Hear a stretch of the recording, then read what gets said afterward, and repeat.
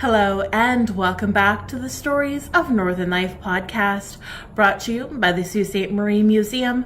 I'm your host, Nicole, and today I bring you another episode in our members newsletter series.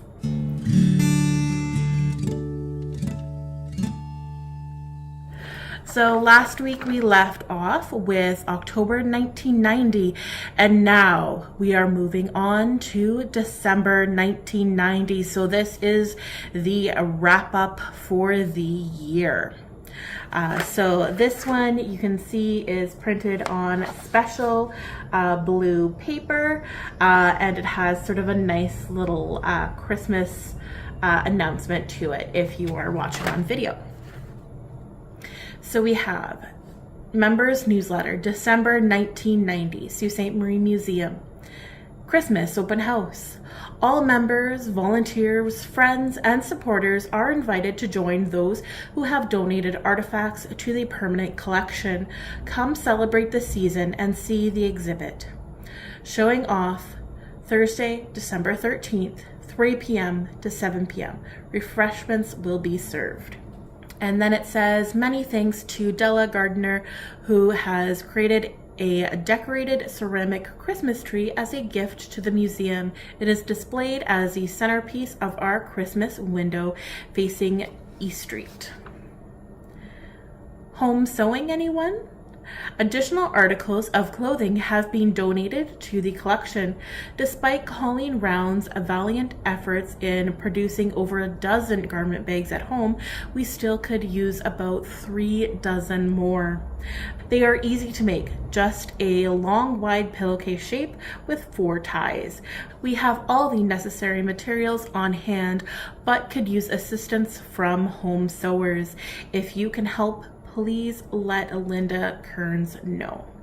And so these are the garment bags that we were talking about in the last newsletter. So they are still looking for help making those garment bags.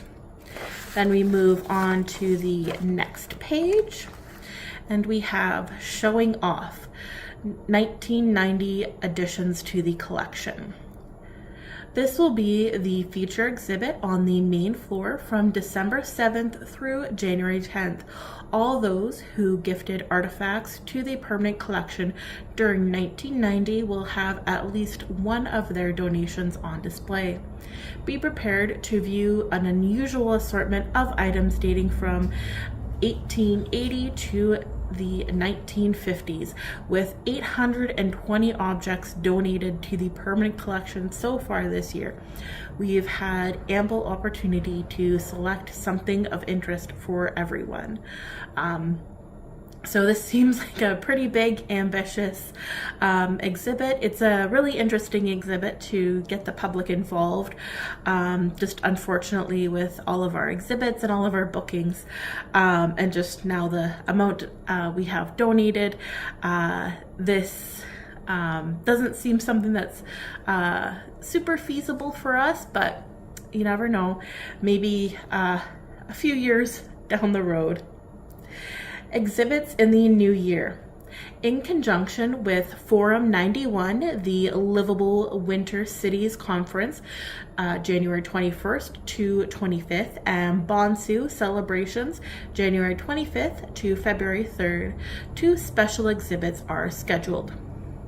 First, we have Survival in Northern Climates, Adaptations of Amphibians and Reptiles, a Royal Ontario Museum traveling exhibit. And here we have a little picture of some turtles that are underwater, and you can see a little bit of the plant growth there with them.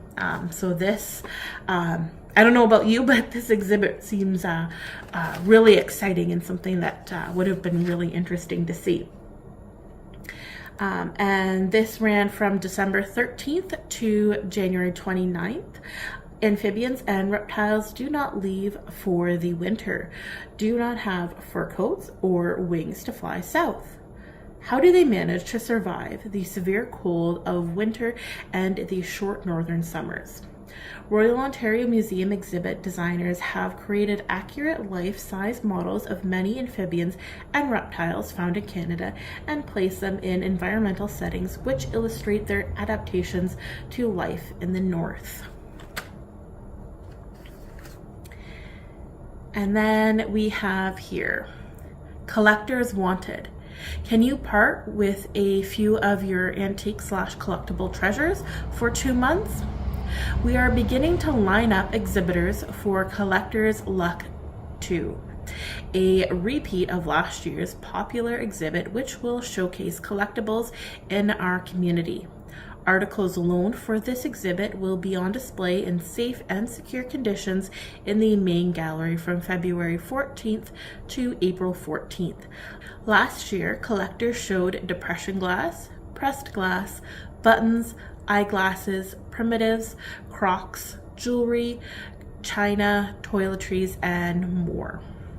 And now these are Crocs spelt with a K, so not our typical shoes that we know of today, but Crocs more of the kitchen cookware. And then it goes on to say, for Collectors Luck 2, we are seeking to borrow a similar wide variety of articles not previously included in Collectors Luck 1. Both individual items and collections are welcome. Call Judy McGonigal or Linda Kearns to participate.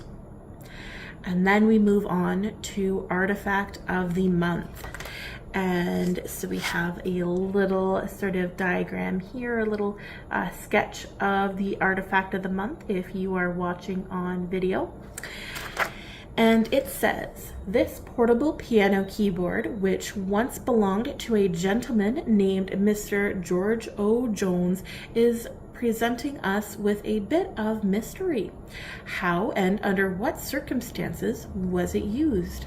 The keys have the same resistance and touch as real piano keys, but make no sound when depressed. Labels on the artifact read A.L. White Manufacturers Company, Chicago, USA. Al White Manufacturers Company, patentee, patent number 776004, Chicago, USA. Could it be a warm-up keyboard for a traveling concert pianist, or is it a teaching tool? Let us know what you think. The illustration of the keyboard was sketched by Corey Sofer, gallery assistant. Corey is the museum's co-op student from Cora Collegiate. And so once again, you can see the little illustration there of the keyboard. So it will be interesting to know if they ever figured out what it was and how it was used. Then we move on to our last page, and it is talking about sort of another event going on, and you can see it was a science circus or Carnaval de la Science. And then so we have the little pictures right there advertising sort of the event, I guess. And it says January 18th to February 3rd, weekdays 9 a.m. to 5 p.m., evenings 7 a.m. to 9 p.m., Saturdays 9 to 5, Sundays 1 to 5 p.m. Demonstrations, movies, and hands-on exhibits let you make music, design a car, create computer art, get friendly with microelectronics, and have a hair-raising experience. Weekdays from 9:30 to 2:30, we expect to be fully booked with school visits. Additional bookings for groups up to 70 people can be made outside of these hours. Individuals or small groups can visit any time. Then lastly, we leave off with fundraiser results. So the book sale. Boxes and bundles of books donated for the Have a Good Read book sale were transformed into $471 thanks to Maridel Crawford Brown and Mary Rossiter of the Ways and Means Committee. And then we have the Fashionable Art Show. Audrey Hannigan, Natalie Zarok, and Meredith Walker, with her hardworking Festival of the Arts Committee, combined to produce $625 for the museum, as well as a first-rate fashion show and mouth-watering cheesecakes. Thanks to the Festival of Arts Committee for providing this fundraising opportunity. And lastly, the Save Our Shipwrecks reception. Vivian Rhodes coordinated this event, held in conjunction with the Titanic exhibit, and $134.97 was realized. And so there is your newsletter from December 1990. And so with that, we finish off another year of newsletters. And so it's really interesting to go back, look through these newsletters, see what was happening at the museum.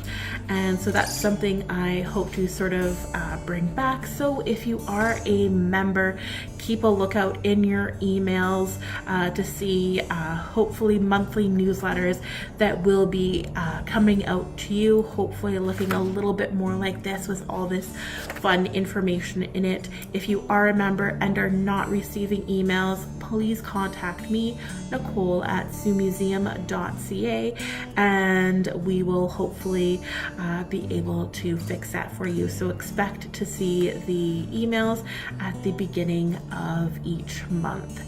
And so with that, I hope you are enjoying this series, and as always, thanks for listening.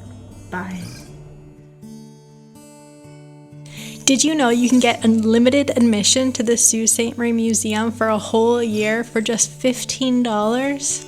Yep, that's right, and there's more perks to that too. Go to Sault Museum, that's SAULT museum.ca, under Visit, and learn more about our membership options. And if you're a business, corporate or nonprofit, we have plans for you too. Reach out to us by emailing info@saultmuseum.ca with any inquiries.